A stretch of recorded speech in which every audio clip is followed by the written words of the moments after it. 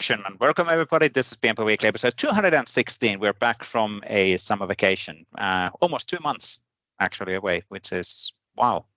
Time flies. Yeah, that doesn't mean that we've been away for 2 months. We just haven't done this for 2 months. Yes, that is true. So this is like episode 8, like episode 8, season 8, episode 1. Exactly, it's like episode 8. What? Episode 16. Yes. No. Season 8, episode 1. Or season 9, episode. I don't know which season we're on. Have we been doing this already for 8 years? No, we haven't been doing this for 8 years. I don't believe it. No, but if you semesters, I don't know. Oh, okay, fair enough. Yeah, so, I actually don't know which date we've done the first episode. That's actually a really good question. So I will actually double check that one right away as we're chatting, because that's an awesome question.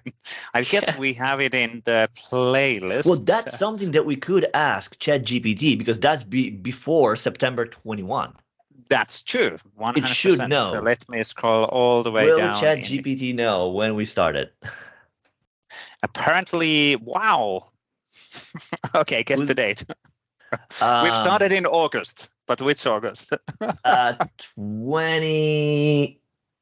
Yeah, that's good. 18. Good. Yeah, 18. 2018 is correct. 2018. Really? Yes. Oh, 5 years. So it's 5 years. So it is season 10. There you go. It is season 10. Yeah, if we think about semesters. Yeah, that's actually good. Wow. That's actually good. So welcome to season 10, episode 1. Wow, that's actually pretty. Okay, cool. I never thought about that, but okay, that's cool. Anyway, so today we have a visitor who's Chris Kent. Chris Kent actually relatively recently moved from a partner side of the house to the customer side of the house, and he's working as an architect in the Takeda. And with Chris, we're talking about Power Platform, Microsoft 365, and AI, and the implications of AI. So focusing on the change of the role, what does it actually mean? Because, when you're moving from a partner ecosystem to the customer side, there's a bit of a change on things, how they actually work. And also we talk about the impact of AI, because AI is being a pretty prominent in the media right now. Haven't seen anything about it, really. Yes, absolutely. Well, Copilot is coming pretty soon for Microsoft 365, and we'll have another flash of information. So, and we have so many Copilots already out, but the let's say, is it the primary Copilot? What do we call that? Microsoft 365 Copilot. Copilot, yes. But then we have other Copilots already out partly here and there. So, okay, cool. So, trying to understand the marketing message. Cool. Anyway, so let's jump on the interview with Chris, and then we'll go through and the latest articles right after that. Thank you, Chris, joining us on the PnP episode. As we recapped already in the intro, it is episode 216, or is it, what was it, Waldek? Season 7, episode 1. Yes. Something like that. So we're coming back from the cliffhanger. I have no idea what was the cliffhanger, but anyway. So this time, Chris, you're here to catch up what's happening on your side. There's some interesting news on what has happened within the past since you last time visited the show. Those who do not know, for those who do not know who you are, can you do a quick intro? Who's Chris? Yeah. So because we always do the intros in the video, in the YouTube, like, hey, I'm Chris. Okay, let's do stuff. It's like, but who is Chris? Don't worry about it. You can always pause the video, right, and see whatever badges I have. Let's see. I'm Chris. There you go. I'm live in Tennessee, United States. Let's see, I've got 3 kids. I work for Takeda Pharmaceuticals as a senior platform architect. Woo! Former consultant, a recovering consultant, right? Like you like to say, Vesa, right? Yeah. Yeah. I've been MVP for, I don't know, I guess 6 years now, which is crazy. Woo! On the PnP team doing list formatting, SPFX and all that fun stuff. So there you go. A little more detail for you. All right. No, that's good. That's good. So we talked about the transitional changes within your life, and that's related specifically on the company, right? So you moved from being a partner to be a customer, right? Yeah. I did. How can you talk about how does that make you feel? Chris, how does that make you feel? Being on the other side, right? Feels so good. No, it feels good in a lot of ways. So I was, a consultant, right, doing all sorts of stuff for lots of different clients, which was really interesting. A lot of cool stuff. One of the things that was not great is, you build something and then you leave, right? You don't get to see it through. You don't get to see some of the changes. Sometimes you get brought in for a phase 2 or a phase 3, but that's oftentimes there's a whole other team. Maybe they get to handle that. So that's one change, right? Is having to work through long-term support of things. That, and also is now I interact with end users a lot more than I did as a consultant. Not that I didn't work with end users, but they were the end users making the decisions. Now I'm working with the end users that are being forced to use whatever we're building, right? So, and are thrilled. So the dynamics are a bit different. Yes. Yeah. What are you now shipping? No, why? I don't care that it's better. You mentioned, Chris, that you are platform architect, right? Mm-hmm. What does that job mean? What do you actually do every day? Yeah, so at my job is a little different every day. So technically, I think I was hired to do a lot of platform work, but also SPFX, right? So in 365 customization type work or integrations. Lately, though, we've been doing a lot of AI integrations. So we're working with a lot of ChatGPT. Azure OpenAI really is what we're working with. And so now I've become a plumber, is what I like to think of. Right? So I'm a plumber that I take user stuff, I give it to AI, and I take that and I give it back to the user and say, look, I did magic. I'm one of the cool kids that did AI. So it sounds a little more impressive than it is. Say I work with AI, which really means I'm calling some APIs. So I'm writing prompts in English. Well, and I mean, it's fascinating. And working with some of the tools that I've been doing some AI work inside SPFX, which has been interesting, right? Trying to do everything in the browser with LangChain and all those other fancy things, which is cool. You can do all that in the browser. I'm using some of the PnP tools to bring in open up files and everything else from your OneDrive, and then we ship those off, and you can ask questions about it, and that's really neat. And the fact that it's all staying within our instance is all good. Yeah. So again, people are getting value out of it. I don't know, if it's life changing as some of the news would have you believe, but there's definitely some really interesting things, right? It's like pattern recognition on steroids, right? Yeah. What did you call it? The best guessing machine, right? I mean, it's really interesting, really cool. Yeah. But you gotta watch it, right? So you're like, not quite. Nice try. Sounds good. I had earlier today a chat with Victor Villain. We meet up every now and then, kind of a catch up on things, and he was saying that he was building whatever spec and all of that stuff related on some particular topic, and he generated ask ChatGPT or actually Copilot to generate some of the stuff for him, and it's super impressive 3 pages of stuff, which was completely nonsense. And when you start actually looking into that, right? So, okay, cool. Now let's actually focus on what we actually do. So, yes, there's a magnificent amount of potential, and no doubt, AI and ChatGPT and OpenAI is good examples of an AI is going to change over the world, and ChatGPT is a great example of bringing that AI finally closer to people, so that we understand that oh, cool. Teams meeting summaries. Oh my God, these are worth of gold. So as an example, it's more approachable. I think we did have an AI a year ago already, but it wasn't a big thing because it wasn't. There was no easy UX to ask things from this super sophisticated guessing machine, which were basically giving you the results based on probability, which is quite often correct. So it's not the guessing machine would be bad. It's really good. Right. So an educated guessing machine. Right. It's a super sophisticated, educated guessing machine. I mean, I like to get things done, right? So that's my people. Like I told you, I was hired kind of for the Power Platform for some stuff, but I do all these other things, and it's because I just want to get things done. I don't really care about what side right? You're on maker, non-maker, whatever. And same with AI. It's like, it's really cool, like maybe you can do some really fancy like card tricks or, whatever the equivalent is with it. But like, unless it actually helps us get things done, provides actionable insights or really, save some steps, then I don't really care. But we are seeing some of that. But nothing that's like, oh my God, like it's changed my life. It's replaced our staff or anything like that. Right. Again, it's just one more tool so far, at least we're trying to use. But, and a lot of potential, obviously, it's getting better and better. But again, I would say that the really good concrete example, I'm not sure for everybody is able to access this, but in general, we've been using that already, is the Microsoft Teams meeting recap. And it is incredibly good.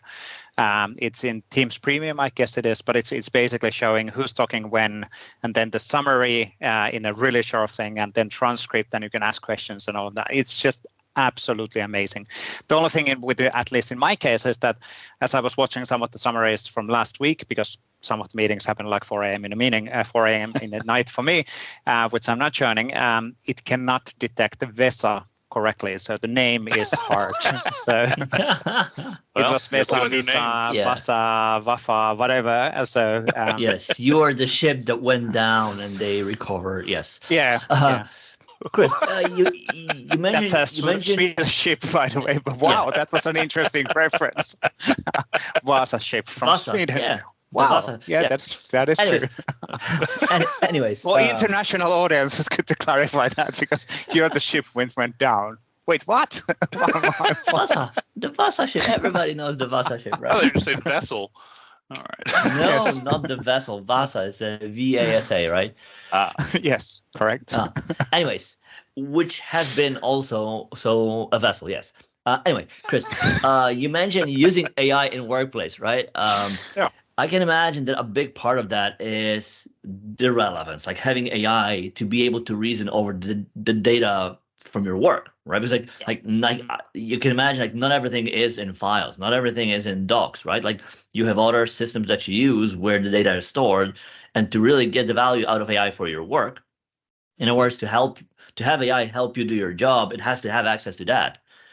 Have you been looking already into trying to bring some of the data to the AI you use, and what challenges have you found, if any, around that? Well, a ton of challenges. And yes, we are trying to do that. So we're using the Azure OpenAI specifically because we're trying to work with our data, and we don't want it being trained for other people or being leaked out and all that other stuff. Blah blah blah. The security, we have a bunch of we've got an internal governance group, and they've done all sorts of interesting things, limiting our use cases and things, and all that's good. Some of those challenges are just around understanding what it can and can't do, right? What's actually possible. Then some of the other challenges are actually understanding like ROI, right? Like, if you're going to charge me, $30 a month, right, for a co-pilot, right? I need some way to determine, like, did it actually improve lives, right? Or even close to $30 a month. So that's in our internal stuff too, right? Is the challenge of determining that. But then, like, in terms of bringing our data, we've been trying to use Azure Cognitive Search, to bring some of that stuff where it's got some things in there. We're running into quite a few issues. One is just there's not a lot of information out there, right? It changes constantly, so it's pretty cutting edge. So that's part of the challenge. But the other challenge is just things just aren't quite there yet. There's a lot of ideas, a lot of promise, but some of the tools are in weird spots. Like there's this prompt flow thing, but it's in Azure Machine Learning, right? Which is strange. It's a strange location for it. And some of the other things, and the cost and the licensing for these things is a little bit, it's insane, right? Yeah. So trying to look at some of that, and it's like, and again, determine, like, is this going to be valuable enough? To do that? And we're kind of, some of that is still proof of concept. We're trying to determine usage, right? See how people are actually using it. Do people find this helpful? And we think so. We really think being able to ask, like, like an HR bot, for instance, like, that's in fact one of our focuses is trying to replace the Q&A maker in some ways, right, with an AI type version, which is now deprecated anyway. So you kind of need to move away from. Well, and which is sad because that's a real need, right? Yeah. A lot of people really, really want, that a bot that they can just ask, like, hey, what's our, how many PTO days do I get this year, right? Or things like that. It just read through the HR documents. It knows who you are. It can just do it. We're working with that a lot. We're having a lot of trouble with the idea of the sheer size of the documents, right? And then having to break those, you chunk them down, you turn them into vectors, which is fancy numbers, right? You do all this fancy stuff, and you look at the network calls, and you're like, oh my gosh, right? It's like just going, and you're like, and each one of those is Don't look in there. And I know Chris, it's not true. Don't look in there. Don't look in there. Look that way.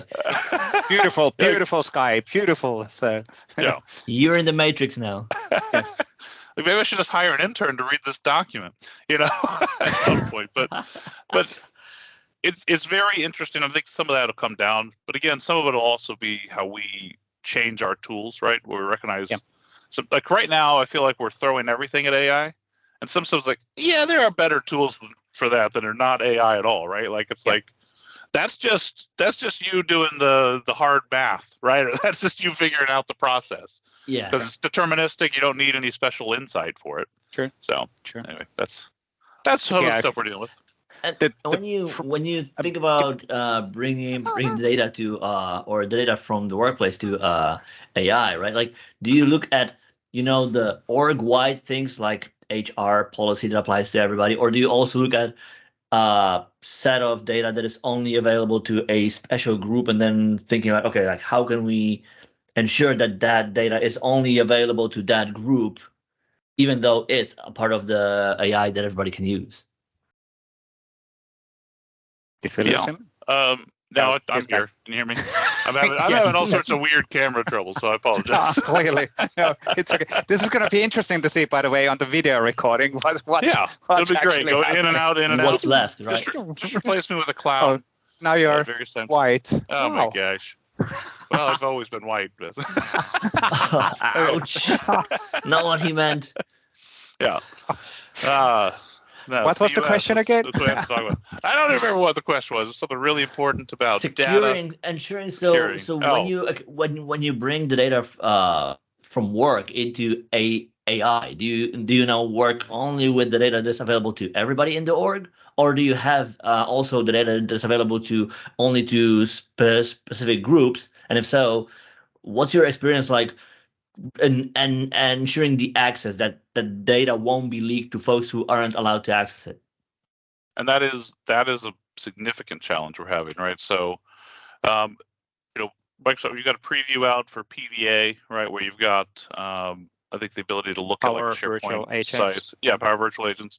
You've got this ability to look at like a SharePoint site, right, and all the documents are a library, and ask questions over that. We found that that's pretty terrible because it's using the search experience, Microsoft Search, and then trying to take that information and then, turn that into AI, where it's not really the same kind of relevancy you might see if you were, creating like a vector store and all this other stuff. And so one of the things we were using that for is the idea of security trimming, right? We want to know who you are and what you have access to, and only give me relevant results based on that. And that becomes difficult when you're like, oh, well, we'll make the vectors ourselves, and then like, and we'll handle all that, like, oh, and the echoes? No, yeah. So that's definitely one of the things. I'm working on this SPFX kind of document analyzer piece, right? And one of the reasons we're doing that is because it always executes in the context of the user. We're not storing your data anywhere. Like literally, we're using LangChain in the browser, right? So we got this, there's a TypeScript version of LangChain. We're doing it all there. And then one of the reasons we're doing that, and we're doing it from your OneDrive documents, to try and maintain some of that, which is really limiting us right now. So we're hoping for some larger scale tools. That's again why we're looking at Azure Cognitive Search, some of the things there to try and take advantage of that, because I don't want to reinvent security trimming. I don't know about you guys. Yep. That sounds terrible. Yeah. So. Well, we kind of do, but that is our job. Well, you guys work at Microsoft. That's your job. Yeah. I'm a plumber. I told you. I'm just trying to plumb data from one or the other. But I want the right data go in the right places. So yeah.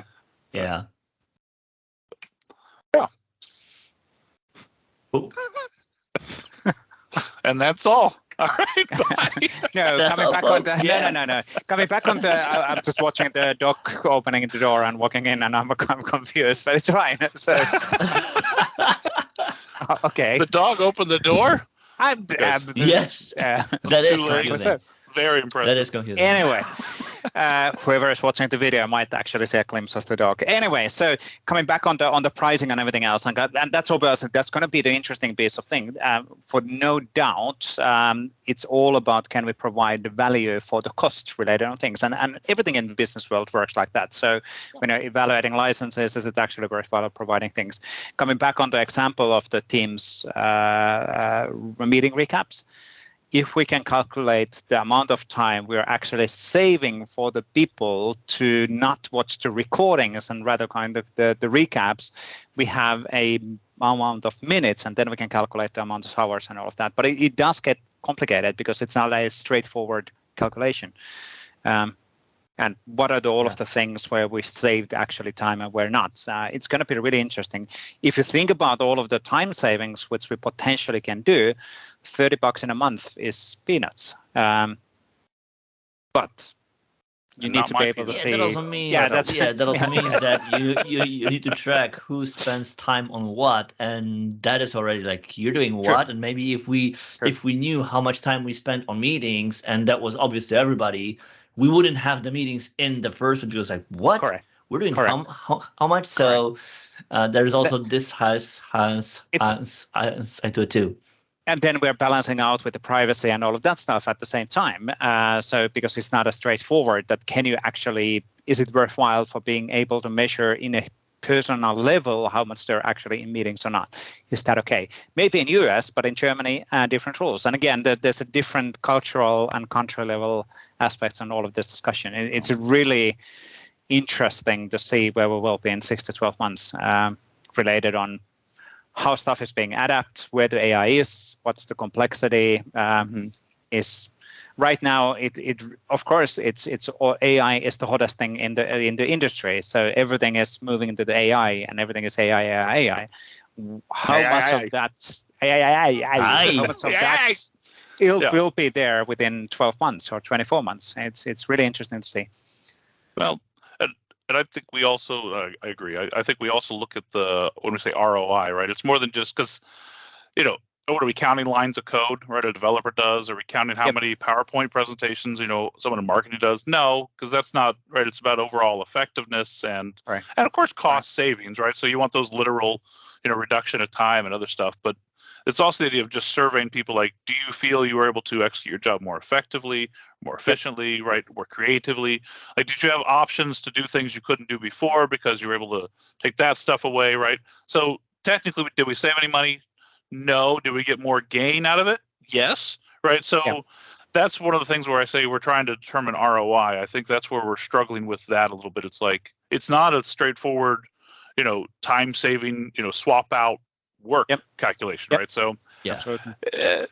That's true of all collaboration tools, honestly. Exactly. So. Exactly what I was about to say as well. The classic intranets and collaboration tool, and it's like, okay, so this is going to cost you X amount of money. What is the return of investment? We're being more efficient based on what metric? So 42. Yes, 42. Always works.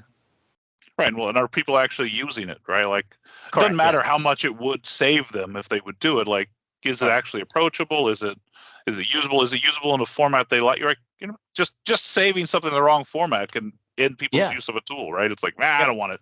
So well, but also there is the aspect to it, right? It's a new tool and it's a new way of work, and a part of like, yes, you can give folks the tool, but they cannot just assume that they will just use it and just be able to get the most out of it, because it includes a new skill. So when you think about tool like that, you also need to include things like, training and adoption and how people, like, basically helping people to get the most out of it, so that you will get the return on that investment, right? Mm-hmm. Yeah, I think that could be difficult, not just to measure, but to help people understand, like to respond to it. Right, to be able to talk to them. So again, we're in the very early stages of just experimenting with it, right? Seeing what it can do, how it might be helpful, right? So those are just investment kind of research money, right? Like that we're just putting that time in to see like how viable is this in terms of a solution we can offer. But then it's also having this constant conversation with people, right? Because they're hearing about it all over the place, right? But also like, what are we doing internally? Because we've got what, 50,000 users, right? So we're not just rolling something out and say, dump your data in. That's not the plan, right? Yeah. We're slowly, very slowly just rolling out this portion, right? And then I think we'll see some larger third-party offerings. We'll see some other stuff, and that'll make more sense for some of that. Yep. And then we'll just be doing, again, largely the integration pieces is our goal. Yeah. So yeah. How do you, and another thing I'm interested in is how do you go about envisioning scenarios and places where AI could help? Do you have like a brainstorm tank, brown bag meeting, you shoot ideas, or like how do you go about it? You just ask AI. Right. Yes. ChatGPT. Yes. We are a company of this and that. Yeah. What pretend you are blah blah blah. Should we optimize? That's right. Bingo. So perfect. A lot of the conversations are happening at a, let's say, higher level or a different level, because again, we've got some governance boards for that, right? Specifically formed around AI and its use, because like I said, I work in the IT section, right? But it's a pharmaceutical company that's doing a lot of really important stuff around the world that, way like fancy science stuff, and I'm like, oh, I got your Teams, right? Or your emails. But yeah, we're working on some of that. So they're working on ethical use, right? Smart use, right? Like what kind of data can be put in there? Where does that data go? What kind of integrations can we have, right? Because there's a lot of things that can, again, it's moving so fast. Right? Get the idea of agents and other stuff that can get in there, and they can start calling off to other stuff. And if you don't have some governance in mind, some basic, guide rails, it can be very easy to realize I'm shipping a lot of data a lot of places, right? And I don't really understand what's being done with it. It's because it's magic. And it's like, just it being magic and cool is no excuse for not doing our basic job, right, as architects or developers. So, anyway, sadly. Not yet. So, maybe. Yes. Pretty soon AI is going to take over all of those. Anyway. That's right. So how many new drugs has AI developed? I don't know. 70. I don't know. I know anything about that. Even if I knew about that, I probably wouldn't. I don't know anything about that. Again, I work in a totally different area. But now let's change the gears a bit. We talked about your current role and AI and then the community stuff. You've been doing a lot of list formatting and SPFX in the past, and SPFX obviously nowadays, and Power Platform. How do you determine, because you have this wide experience of things and you can build, you have the skills of doing all of the things. When do you do what? How do you determine what is the right tool for what use case? Yeah, it depends. Well, it does depend. Of course it does. There you go. I mean, so I've got some kind of generic rules, right? So Chris's rule, number one. Chris's rules, right? So you go, out of the box as much as possible, all the way to custom, right? Because you can do a lot with custom, but even there, right, there's a big trade-off in terms of maintenance and support and everything else you're going to be doing over here. So that, and I like I said, I like to get things done. And when you get more power, you get more governance and more, control, and more. You got to go through architecture review boards and get deployment. You got to talk to those admins that have all the power, right? It's like So from that perspective, I often, right, if I'm just trying to do some basic customizations, or I'm trying to help people understand, like, hey, what this is, then I find a list, and list formatting can work really well for a lot of use cases. But the moment you've got more than one list, right, you start to get a little more complicated, or you really want to control the input, right, and you want to have multiple ways of viewing that. It's like, well, then a Power App is great, right? Not a Power App list form, as I just won't do those. I've not had good experience with those. But switching over to like a Canvas app, and building some of that stuff makes a lot of sense. Right, and then if you start to get a little crazier there, then you're going to want to move into Dataverse away from SharePoint, right, as a data source. And so now you're getting into the Power Platform that's really, really not low code anymore, right? And you're working on some of that stuff. And again, you're always using Power Automate with all of these things. And if all of that can work for you, then I'd say that is the way to go, right? But if anything, I usually think of a Power App, if it's taking more than 6 to 8 weeks, if that's what I'm estimating, because it'll take more than that. But if I'm estimating 6 to 8 weeks for a Power App, it may be time to look at custom code, right? Because at some point, you're getting a lot of savings up front with Power Apps, right? You don't have to write your own login, right? You have to do all these things, right? That you just get all these integrations, and that's awesome. But then when you actually start to get to performance, large amounts of screens or controls, you're trying to do things with styles or any of that stuff, it's like, yeah, good luck. You're going to be working way harder to trick this low-code system into doing that than if you just wrote it yourself, like in something like SPFX. So that's kind of the way to go. And even SPFX doesn't have to be the end of it, right? I mean, you can go further, right? I mean, like for Teams development and other stuff, right? You don't have to do that in SPFX. Although, to be honest, I if you can do it with SPFX and it's still a Teams requirement, then I highly recommend that, because again, you could use it in both places and all over the place. But if you've got something really elaborate, you can always go, host it yourself and then bring it into the manifest. There you go. That's kind of the rules I follow. Now you mentioned no code option as a list formatting. Is that really no code? It can be. We get always good reactions on your demos. Define code. How do you define code, right?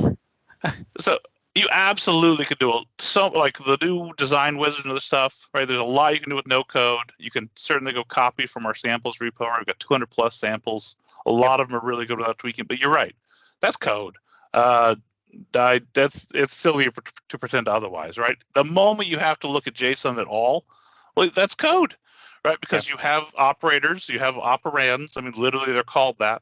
Right? It's like, if you're writing something conditional, I mean, just hard HTML is what you're really writing. So. Exactly. And I mean, some of these are really elaborate. So it's HTML code. I would say, like, how do you even go about debugging them, right? Because like, if there's error somewhere, like, how do you find out what's wrong? Do you have any tips? In list formatting? Yeah. So I will say, for those of that it's list formatting reminds me a lot of XSL, right? Way back when. Mm-hmm. But the debugging. What is XSL? The audience these days don't know. It's XML to generate your HTML instead of JSON to generate your HTML. Exactly. It's one more in between language. It's very exciting. It was from the time when XML was the answer for everything. So that's right. Because that was the answer for everything. So well, now JSON for sure the answer to everything. YAML. No doubts. YAML. With XSL, like if you broke it, it's like just delete things until it works again, right? And then slowly add them back in. And hope the caching wasn't getting you, right? Right. Whereas with list formatting, one of the things you can do is you can use a cool tool like SP Formatter. So that's the Chrome or Microsoft Edge extension that I highly recommend. Sergey Sergeev put that together as part of PnP. And so one of the nice things about that is it gives you much better IntelliSense, but it also auto previews everything you're typing. So that helps a lot to catch a lot of bugs right up front. Like, that's not at all what I meant. Whereas otherwise you might be tempted to write a lot and then hit apply and you're like, The other thing you can do is there is a debug mode. You could turn that on. And what that'll do is certain types of errors, like if you use the wrong element type or you can't calculate, your calling column doesn't exist, it's going to just write that in there. That's helpful. And then ultimately, because this is all JavaScript, you can always hit F12 or whatever the developer tools are, and you can literally debug it. I'm not saying that's a good idea. It's obfuscated code, but you can debug it. And I have done that to try and find out some of these edge cases. Again, very low code, no code approach right there. And did you find those edge cases in Edge or in Chrome? What's that? No edge cases. Yeah. Edge. I gotta go. I have an appointment or something. On the bombshell. Good. How do you, by the way, on the list formatting, before we close up and let you go, and you have other actual commitments as well coming up pretty soon. How do you come up with all of the list formatting stuff? So how do you find out the new capabilities and options? Yeah. Well, first, I highly recommend being forced to give a demo every couple of weeks. It will force you to find some interesting things to look at. Notice that he said forced. So forced. Yes, I'm forced. He said that a few times already. It's like it seems like a common thread around Chris. No, I love it.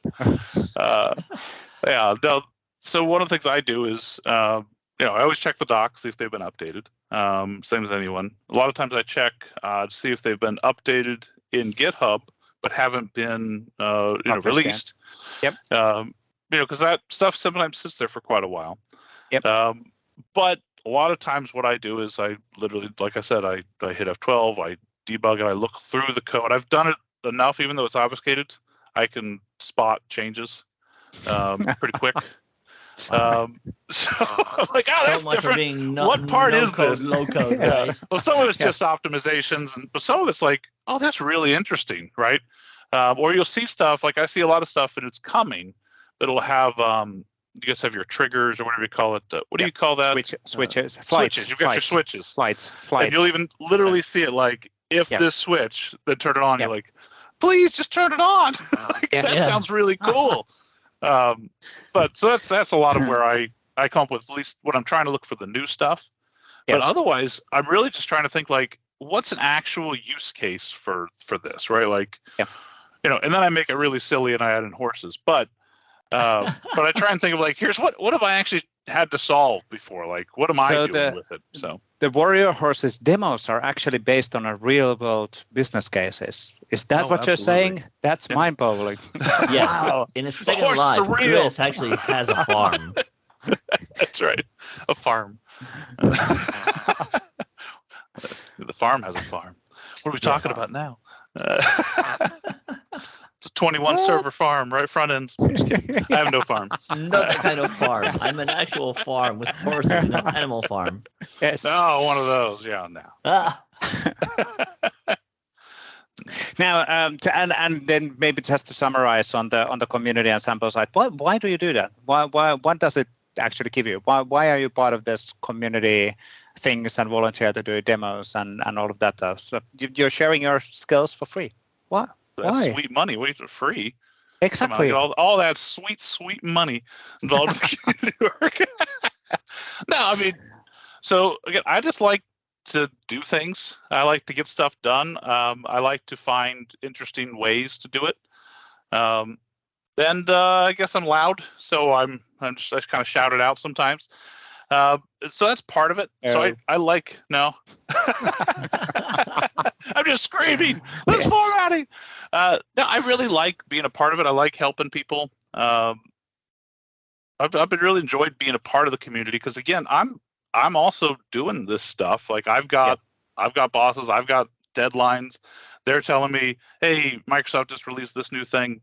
Investigate it, make it work. I'm like, because I'm in the same position as everybody else on this stuff. Yeah. So to me, it's like, well, if I'm going to be using everybody else's blogs or I'm going to be using these other tools, right? Like, well, why don't I just take what I've figured out about them and put it back out there? It doesn't take near as much effort as probably people think. I mean, I'm not saying it doesn't take no effort. There are people that spend hours and hours doing amazing things, but I'm saying you can do a lot just by saying, hey, I did this cool thing. I don't know if it's the best way. I don't know if it was the best thing you could have done, right? Which that's the hardest part is like putting something out and being like, I hope no one says, idiot, you should have done it with this. And I get that. But honestly, just putting it out there. And then if that does happen, you can have that conversation and you walk away knowing way more. So it was a good thing overall. But again, I've never had anyone tell me, idiot, do it well.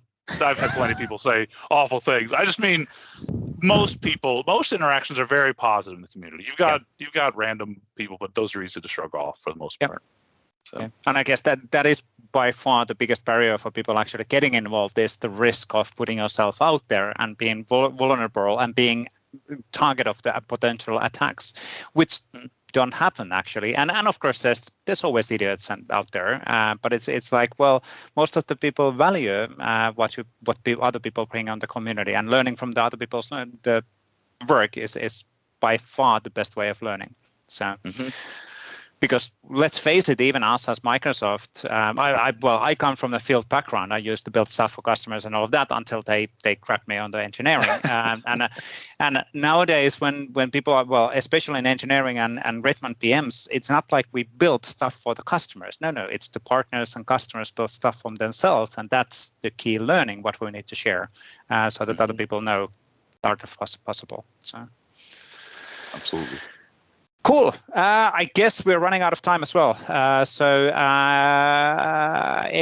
What's happening this week? Anything interesting, Chris, on your side, which you can talk about? So a lot of NDA stuff. Any good truck in not, related so on many good drugs? What are we talking about? Trucks? I thought he said truck, like a car. I was like, yeah. Well, you work in a Takeda, good drugs this week, or the drug of the week. Yeah. Well, what's hot this week? What's anything interesting happening on your side? So one of the things I'm working on this week is not drugs, but one of the cool things I've gotten to work on is, I work with Dave Feldman. He's an MVP for a long time, and I got to take over a project he was putting together, which is basically just using Power Automate, and we're calling OpenAI, through a connector we've put together, where we're emailing like prompt ideas, right? And those prompt ideas go into a 365 group. We've got Power Automate that's just improving the prompt, running the prompt, making images for it, and then creating pages, right, in a modern SharePoint site of those prompts with all the details and tagging them, make them easy to search. And the idea is we're trying to make sharing your prompts, right, that you find helpful, easier. And we're using AI to kind of, extend all the information we got, and then just using all the standard APIs, lack of APIs in case of pages here, right? Doing some string manipulation, which is very exciting. But that's been a pretty fun project just to see. Again, it's those integration pieces, right? Like we can ask AI for a few things, but really we're using our standard tools to create collaboration spots so people can use these tools a little better. So that's no cool drugs, but that's a fun project I've gotten to work on this week. So and what's the UI there? Is that a Power App? Is it a list? So like, what triggers the flow? So right now it's an email. So we're literally doing a group, 365 group flow. So when you send the email, the nice thing is we actually are able to take your email content, we send it off to the AI and say, pull out the prompt out of this, right? So it's able to figure out like, oh, that's your email signature, all other stuff. It ignores that. So the traditional cleanup stuff you've had to do on some of that, we don't have to do. And again, we're just asking for some improvements on that. We use the subject as the title. We, again, shore that up a little bit. That's really cool and easy too, right? It's a simple thing. Like you don't need an app. Like email is your app in a way. Yeah. Yep. Right. So that's just cool. Email it. We're good. You could forward a cool one you've got. And then there's a browsable thing. We're using PnP modern search, right, to really bring all that stuff together as well, which has been pretty fun. So it's pretty awesome stuff. If you haven't checked out PnP modern search yet, all right, all that set of tools, we highly recommend them, right? So cool. Very cool. Anything interesting for your side, Waldek? Planning. Other than that, we're closing in on next week. We'll be releasing new version of CLI for M365, new version of Microsoft 365 Developer Proxy. So these things are common. Other than that, planning, preparing, sharing ideas, building new ideas. TBD. Yeah. Pretty much the same from my side. SPFX actually release candidate is coming out next week for 1.18, which is cool. So focusing on Viva Connection side, there's actually there's really cool stuff happening in the Viva Connection side, but we cannot share them all of the details yet. So, but there's going to be a newer versions and experiences, all of that, and for me that really starts looking incredibly good. We're among friends here, so maybe not. So no. It's just we're gonna see a really cool desktop and mobile frontline worker experiences and all of that, and then of course we can extend that and bring the AI and stuff there, and it starts looking really good. So, but more on that within later episodes and in autumn. No, I look forward to 1.18.1. Ooh, that was below the belt. Oh, burn! I just kidding. Too soon, Chris. Thank you, Chris. Managing expectations, right? No comments. No comments. No, nothing. Okay. Anyway, cool. Thank you, Chris, for joining. Really cool to catch up as well. And I love the decoration within your man cave nowadays. So it looks really good. Beautiful. So, Yes. But no, not so much. It's blurred, so I cannot see anything. It is So like, blurred. well, It's yeah. better if it's blurred. Trust me. It's on purpose. That's right. Cool. Anyway, thank you, Chris, on, Chris, on Thank you, this one. guys. We'll jump on the weekly articles with Waldek on the show. But thank you. All good. Thank you. Bye. See ya. Bye. Excellent. Welcome back. Welcome back. Welcome back, Waldek. From the Hey, that's a interview with long time Chris. no see. I'm really good at this. So I realized that we didn't do an intro on the when we started the thing as well. But maybe people We will do after on next 10 one. season. Yeah, exactly. That's fine. That's okay. So let's actually jump on the weekly articles. So what's happening within the ecosystem? I will actually show you this as we recapped on when we started and how we started and all of that. So let's start from here. So it is 17th of August 2028 when we actually started this. And quickly looking into this, we had 3 episodes without guests, and then we started having guests on the 4th episode. Which was pretty fast. So we got to be pretty boring. I get that. So Yeah, and it's not like we got feedback from anyone like, guys, it's like you're boring. You gotta either bring somebody on a show or stop it because it's exactly. But hey, that's evolution. Learn from the past execution. mistakes. And Yes, exactly. So improve. That's how it works. And apparently, our first visitor was. I'm just gonna call this out as well. Erwin? Was it Erwin? No, it definitely wasn't Irvin. Andrew Connell. And Erwin. Andrew Connell.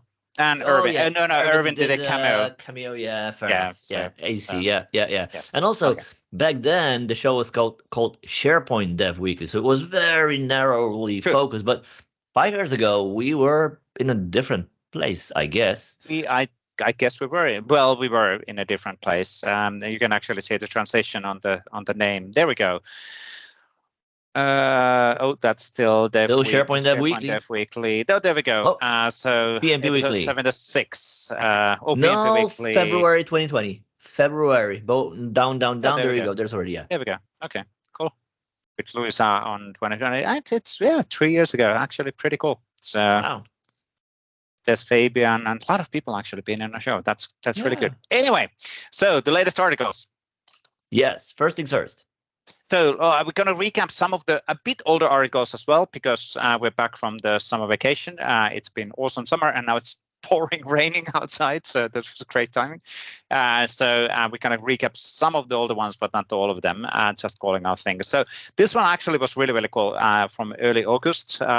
Save cost and drive efficiently with next generation AI on the front line with Microsoft Teams. Really long title, which doesn't actually mean a thing.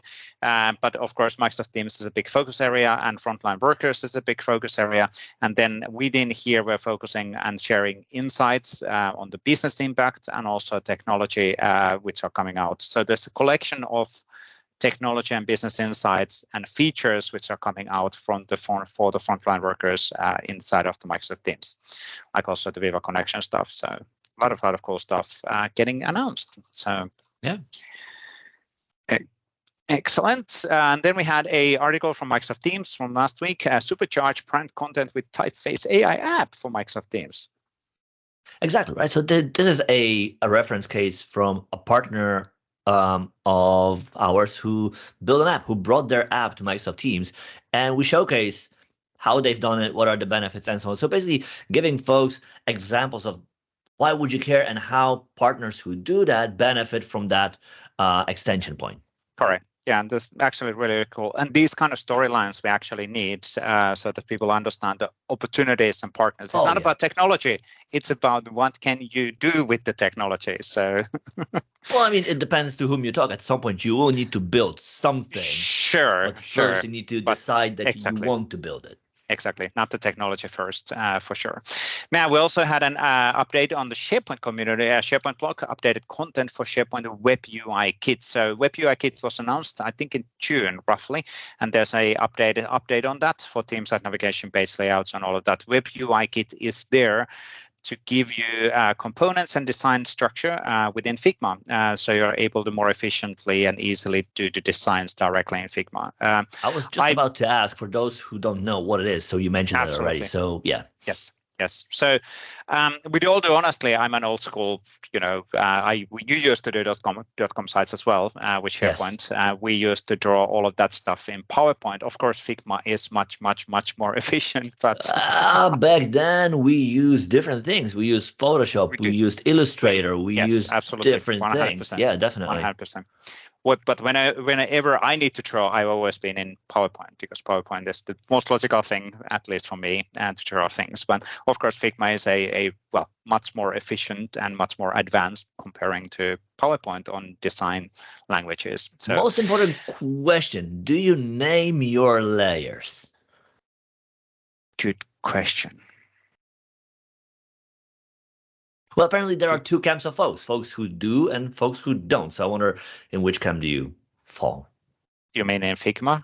Yes. Do you name layers in Figma? No, I don't. There you go. Okay. Yes. Now you know. So, yes. For the audience, Vesa is the type of person who doesn't name layers. Yes. Cool. Then we also had a new IntroZone podcast episode on the Viva Connection adoption best practices. So Luis Enrique Torres and Liz Sandet was on this show. Liz is really active and helping us on internally a lot with partners like Luis as well on customers adapting the Viva Connection in the right way. And this is a good set of insights on what are the best practices on getting started with Viva Connection. So a lot of cool content over there. We also had a new blog post from the Office development team around new Office add-ins entry point, which is available online. Exactly. And the whole idea is that you have multiple ways to find add-ins for Office. And basically, the idea is that you can find them in the places where you would typically search for them. So they are not just available in a single point, but they're available across multiple locations across Office, just so that you can find them more easily in the context of your work. Yep, absolutely. Great stuff there. We also had a blog post from Yuan Wang around send Teams activity notifications using new resource-specific consent permissions. Why does resource-specific consent matter? It matters because you want your app to have access to just resources that it needs and nothing more. You don't want your app to be able to access anything, everything about everything in your tenant, because it's a lot, right? And your app doesn't need that. And if it only needs to send a message to a user, it should be able to do that, but it should have access only to that and nothing else. So that is exactly where resource-specific consent, or short RSC, comes into play. Absolutely. Great stuff there. Really cool. Then we had a blog post around Teams Toolkit for Visual Studio Code update with the new AI chatbot template. So this is basically for Visual Studio Code and the Teams Toolkit. There's two versions of Teams Toolkit. There's Visual Studio Code and then the Visual Studio IDE version. And this is for the Teams Toolkit for VS Code. And there's a new AI chatbot template available, which makes it super easy to have those AI-powered chats implemented for Microsoft Teams. See, they're using your stuff there. So what? I made it. I'm famous. Yes, your face is over there. Whenever you were 15, right, Waldek? So. Yes, I'm still that. No. Yes. But yeah, really cool. Teams Toolkit is getting better and better and more features, capabilities there as well. Now, there was also a new Teams Toolkit for Visual Studio release with exciting features for .NET developers. This comes back on that. Yeah, you mentioned exactly the two types. Yeah, exactly. So the Teams Toolkit for Visual Studio Code targets JavaScript devs, and the Teams Toolkit for Visual Studio on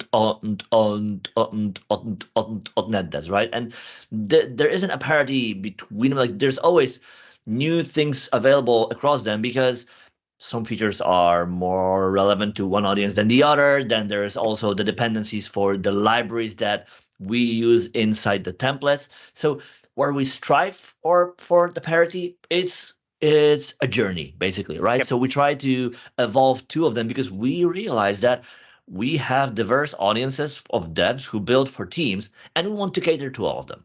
Yep, Absolutely, 100%. Really, really cool. Both are evolving all the time, which is great. Now, on the community side, or not from Microsoft side, from Martin, there was a relatively recent blog post on quick tip customizing the SharePoint site search experience. So how do we actually modify the SharePoint site search experience? The search is, I chatted with Mikael Svensson on the search pretty recently, actually last Friday. It is an interesting how the search is evolving not to be about SharePoint. It's an enterprise search. It's larger than that. It's being searched and all of that stuff, but it's still somehow not quite there. It's like, how do I build the enterprise search? How do I do the unified search for my company? It's hard. It's hard. The SharePoint is one option, and then there's multiple other surfaces as well. So, well, I wonder if that's related to the fact that we deal with different audiences with a different amount of experience. There are folks who have been around on M365 and SharePoint for years, and they expect things like faceted search and refiners and basically all the enterprise stuff that we used to have in the past. And maybe there are new folks who are like, they just want to find things and they don't care about the whistles and whatever else, the bells and whistles, and they just want to find things. So maybe that's also a part of the fact that our audience is pretty broad. They have different experiences, and again, they expect different things from the product. Yep, absolutely. And in this case, we're adding a new custom search result page, and then we're rerouting those efficiently. Thank you, Martin, on that one. Now, there was a 2 blog posts from Marcus Müller, relatively recently.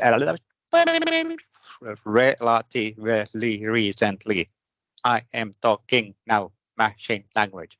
Now, around the Teams development, so use Teams Toolkit for Visual Studio, C# and Blazor to create Teams tab using single sign-on for Microsoft Graph, a step-by-step guidance on how to do that. These are incredibly useful. So thank you, Marcus, on that for people adapting on the right ways of doing. And then the other blog post was dealing with external sharing inside of SharePoint Framework. So Marcus does multiple technologies as part of his role, and this really focuses on the external sharing capabilities and how you can do things and considerations on that side. So, for example, checking is the external sharing enabled or not, and then changing the behavior based on that. So really cool. Thank you, Marcus, on that one. Then we had a blog post from Chandani. There we go. How to save Microsoft Forms responses with attachment to SharePoint list. Quite typical scenario, actually. So you would use the SharePoint list as a potentially as the end storage or as a temporary storage before, and then you fire, for example, Power Automate to do other additional things, whatever. So multiple ways of doing this. Yeah, interesting. So that's actually really cool. So thank you, Chandani, on explaining how that can be done. Elio. He's been a bit quiet, but he's now starting to get back, which is good. Summertime, I think everybody has been pretty quiet. Well, quiet. Well, anyway, end-to-end test Microsoft 365 solutions with Playwright and walking that through. That's actually really interesting as well. So. It is, right? Because like if anything else, you want to be able to test the work you've done, and you want to be able to verify that it works as expected. And the last thing you want to do is to write a lengthy document with manual instructions that somebody needs to go through every now and again. So if you can automate that, that saves you a ton of time. And it's even the more important when you build a product, because a product, like there's no end to a product. Like in project, you have start, you have the end, and you're done, and you leave and whatever. In product, that's not the case. You keep maintaining it and evolving over time. So it's even more important that you have the ability with every single change to verify that everything still works. So this guidance is really invaluable. Yep, absolutely. Really cool stuff. And it's some things don't go away. I'm just looking into how this is actually implemented. It's based on data scraping and doing the things and all of that stuff. It's certain technologies which we're using nowadays we've been using that already for 15, 20 years or 25 years on exactly the same, because the exactly the same processes and challenges exist. How do we repeat the same test day after day to make sure that whatever we're evolving doesn't break the system? So cool. Joanna Klein had a relatively new blog post, a peer-review disposition review infograph. So basically, she's creating these infographics explaining how things are actually working, which are then available for people to download and have a look on to understand how the peer review actually work. This purview comes back on the data retention and security and all of that stuff. So it is a Microsoft product, and she's been Compliance, really focusing yeah. on that side. Yeah. Compliance, and yeah. Immediately when I heard those terms, I'm like walking away silently on the. It's like what with what? What? Sorry, I mean, yeah, not my space, but yeah, it only proves how broad the field is, and correct. In how many different things you have the ability to specialize yourself, because people need expertise in these areas, and you cannot know everything about everything. Absolutely, 100%. Now, Dan Wallin had a new blog post related on, or a video taking your line of business app to the next level with OpenAI, ChatGPT models, communication, organizational data. And this is actually a larger series, what he's been working on, and he will start actually walking through the series one by one within our weekly community calls, which is really cool as well. There's a video right now on his blog post, website, YouTube channel, and then there are Microsoft storyline in here, which is talking about multiple different things like ACS, Azure Communication Services integrations, and Microsoft Graph integrations for OpenAI, all of that. So a lot of cool stuff within this setup. Now, on the other videos, Paolo in the PSS Tech Bites had a episode 259. We need to start catching up. Handling throttling exceptions with Microsoft Graph Toolkit with SharePoint Framework. Why would you do Graph tool handling No, that makes perfect sense. I'm trying to understand what you're trying to ask. Why would you do it? I was basically I was looking into the title, the Microsoft 365 Developer Proxy, because my eyes noticed that on the chat, and then I was doing an implied question towards you. Why would you use Microsoft 365 Developer Proxy? So you can do an advertisement for it. Yes, because so what you often get, or what you get, right, is you use cloud APIs in your app. These are APIs you don't own, and you use them, you share them with many people across the world. And when you build your app on a tenant of one, they always work. In production, though, when your app is used at scale, it could be that you will either exceed the limits for your app, or you'll land on a tenant that is really active by somebody else, and you kind of pay the penalty for that. In other words, there's a chance that your app might break. And what you want to do, like the last thing you want to do, is to fail in production. So you want to test that ahead of time. The problem is, how do you simulate throttling on APIs you do not own? Enter Microsoft 365 Developer Proxy that allows you to simulate throttling and any kind of other behavior you want to do, including mocks, on any API in the world, whether that's Microsoft Graph, OpenAI API, or whatever other API you want to use, just so that you can simulate all these different cases during dev, and you can get ahead of it, and you can ensure that, yes, when these APIs fail, and they will, your app can handle them the way it should. Absolutely. I still remember when we were doing the global intranets for a lot of the largest customers within the world, how often there was these mistakes where developer did something and implemented something by themselves and it worked fine, but when you put it in the front of 20,000 employees, opening up by default the browser in there, wow, that was yeah. So why are all of the servers are going down? What's happening? What the? Yep. Always, right? That's why we introduced throttling. So April Dunham had a new video around Power Automate, compare two lists and find what's missing, and that's really useful algorithm. So good to know as well. Thank you, April, on that one. We also Shane Young also keeps on releasing great videos every single week. Different types of Power Apps users. So basically, we have IT pros and then the end users and all of those kind of things, and what are the considerations of that. And then there was a new Power Hour from Laura Rogers under the IW Mentor. Yes. On focusing on Power Apps named formulas and how they can actually help on increasing our productivity. So that's really cool as well. And there was also a new video from the Synpraxis Consulting. They have this nice series where they actually meet up every now and then they have a topic. And in this case, they talked about using Copilot and ChatGPT to write PowerShell. I think this was interesting. client I'd like focused. to see that if it actually works. I think it's okay. So, but it should be good. So it was a Todd Clint driven and led discussion. So it was really good. Clint-driven development. Are you trying to say? Yes, exactly. Same thing. And then the last one was actually the list of our things. We're not gonna let me close that one. But that's all we're gonna do this week. And let's see what are the new articles next week. We're seeing a bit of a slowness still happening, but then there's an uptake on the Microsoft 365 All Up as we're getting back from the holiday season in the Northern Hemisphere. Not holiday season, summer vacation season. Yes. Whatever. So, but still. Cool. I guess that's pretty much it for now. Anything interesting on your side? I think we talked about. We talked about.